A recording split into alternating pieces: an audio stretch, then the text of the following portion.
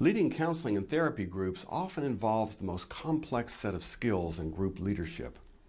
It's important to note that the goals of counseling and therapy groups are usually boiled down to two types: outcome goals, referring to changes outside the group member's life, and process goals, referring to goals pertaining to the group process.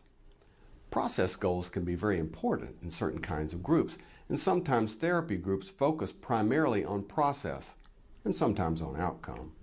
In our examples, we emphasize outcome goals, helping people change the way they are thinking, feeling, and living.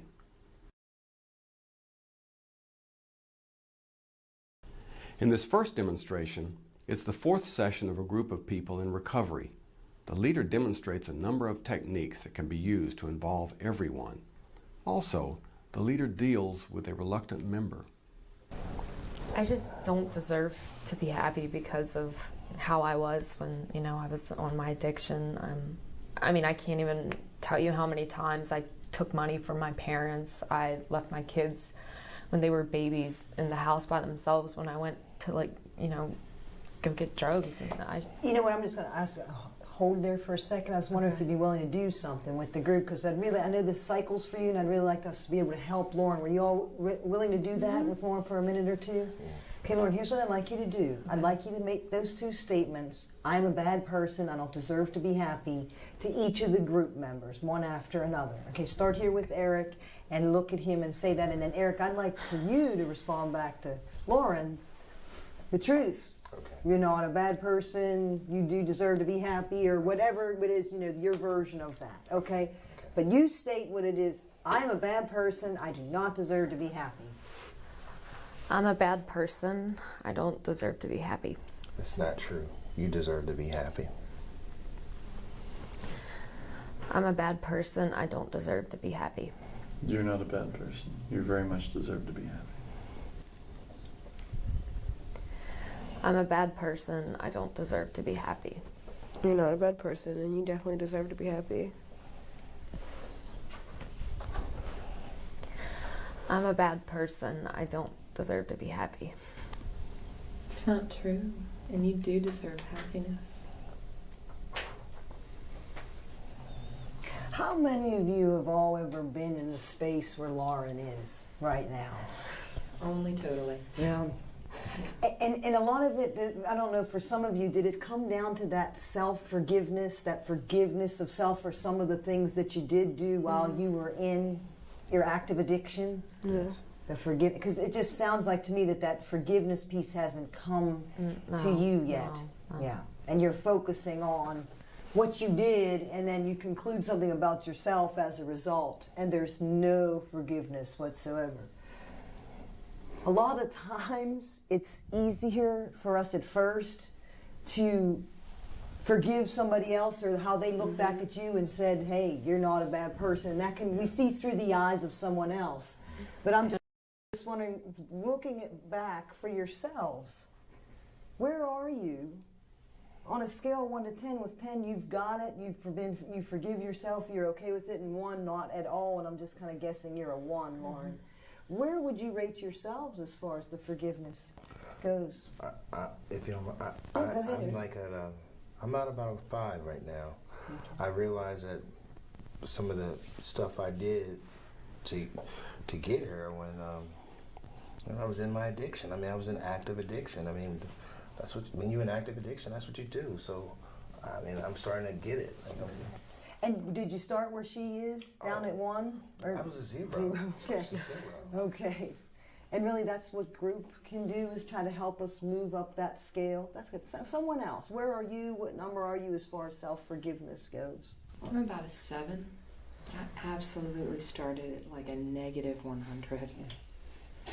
Until I came in here, started working the steps, and really got myself in a space where I could say, okay, that was then, and those were the choices that I made out of a place of sickness, and now I can make some different choices. Till I got there, absolutely, I was awful, I was worthless, there was nobody that was ever going to love me again, and I didn't deserve my children.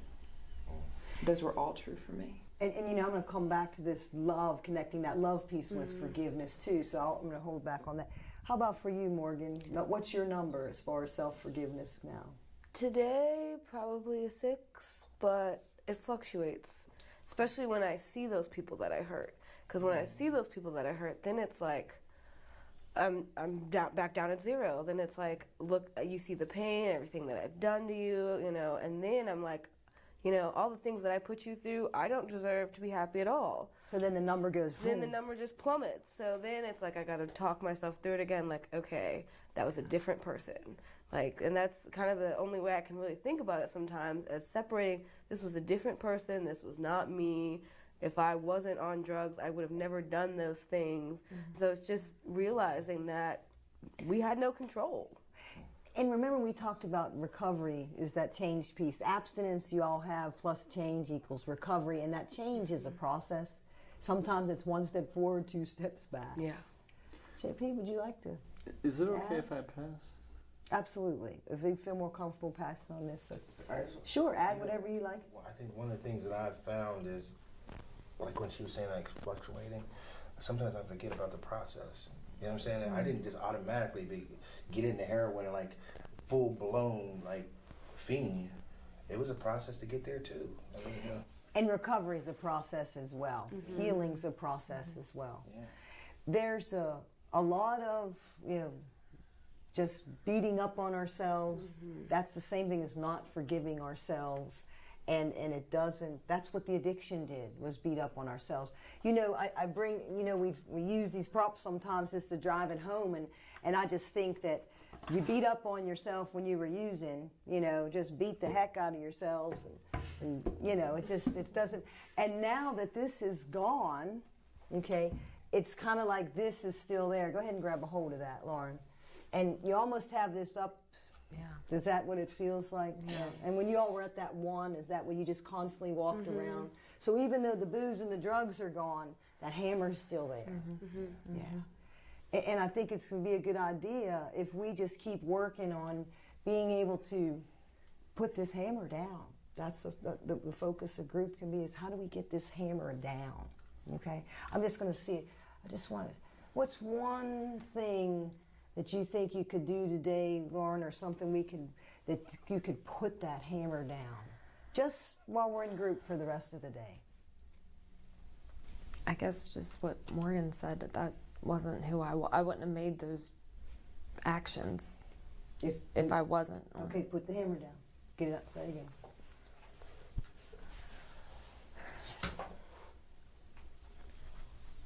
In this example, the leader got members involved while working with one member. She used the round to involve others and to get the member to go deeper into her thoughts. When a leader is able to get a member to do some deep personal work, the other members usually find it very helpful, either in trying to help the working member or in going deep into their own thoughts about a similar issue. Heidi stayed with the working member for a few minutes and then moved the group to a meaningful discussion about forgiveness.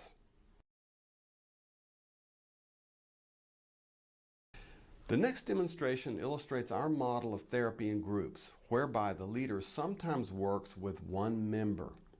It's the 3rd session of a therapy group, and the leader works with one person on an emotionally laden issue and involves the other members. Let's watch. You said you wanted to talk about something?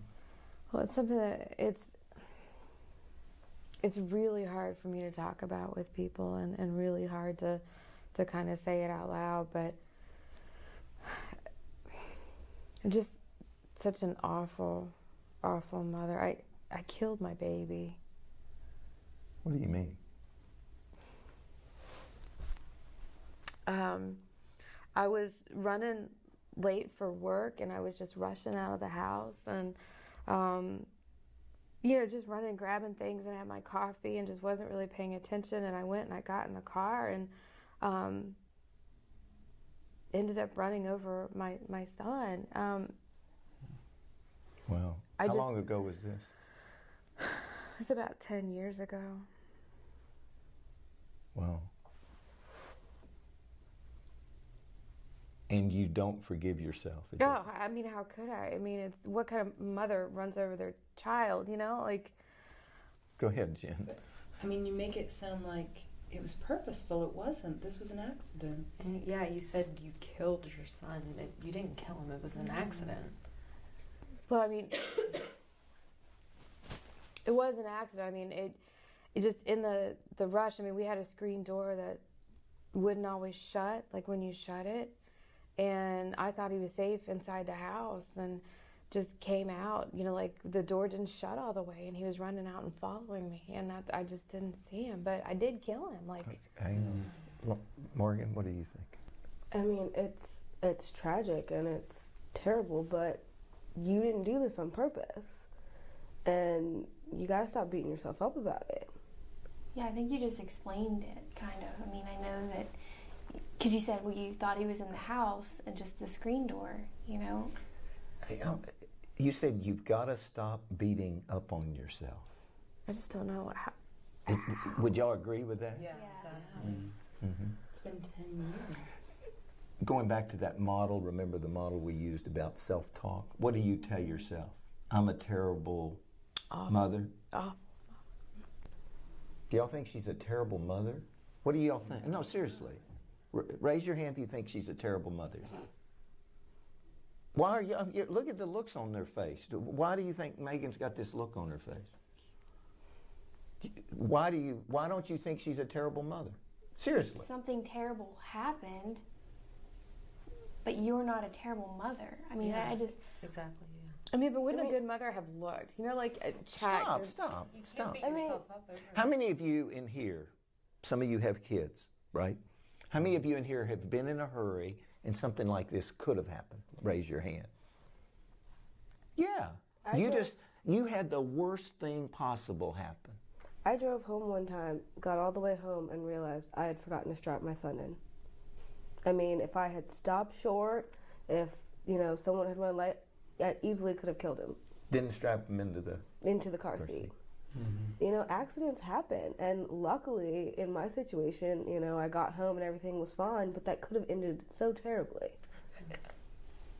Is she a terrible mother? No. But mothers are supposed to Hang protect. on, just listen. Is she a terrible mother? Absolutely not. Is she a terrible mother? Of course not, no. What do you think as you listen to them? I want to believe it, and I want to be able to set it down, but it's so hard. I mean, he was so young and looked to me for protection for everything, and I'm the one. Let me say it to you, but I want to say it to all of you. If you've got anything in your life currently that is unfinished, unsettled like this, I mean, I don't know. I know none of you have something like this, I don't think. But y'all might have something. It's how do you get rid of... Do y'all believe she deserves to be happy? Yes. Of course. Absolutely. Even though she did this? Mm-hmm. Why? God, I remember... Go ahead. I just remember when, our youngest was, firstborn. Like we didn't get any sleep, and I can't tell you how many times we probably had near misses. I mean, thank God nothing happened, but I could very easily see myself having been in your shoes. How do we help you? What do you need to do? And y'all think of this. What does she need to do? And if you can't answer it, I'm going to ask them to. What do you need to do to get over this? I'm not quite sure how. Go ahead, Jen. What in your mind, what does she need? I think she needs to forgive herself. Mm-hmm. It's about forgiveness. Mm-hmm.